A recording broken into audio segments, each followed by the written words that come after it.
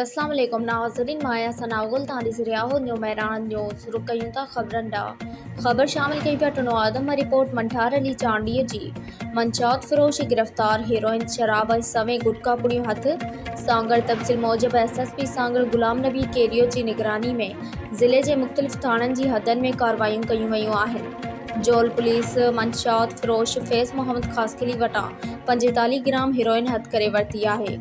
उन खां अलावा SHO दरिया खान रिंद अशरफ अली ज़रदारी जवाबदार सदाम हुसैन वटां 370 गुटका पुड़ियों हथ करे वरतियूं आहिनि। SHO शाहपुर चाकर राऊ वाजिद अली ज़हीर अहमद ज़रदारी वटां 407 गुटका पुड़ियों हथ करे वरतियूं आहिनि। उन खां अलावा शहदादपुर ऐं सांगड़ पुलिस मंशात फ़रोश अमान अल्ला किलोई ऐं आशिक अली खे गिरफ्तार करे 3 लीटर देसी शराब हथ करे वरतो आहे।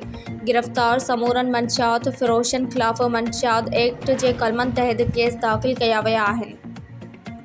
वधीक ख़बरूं ॾिसण लाइ ॾिसंदा रहो न्यू मैरान न्यूज़।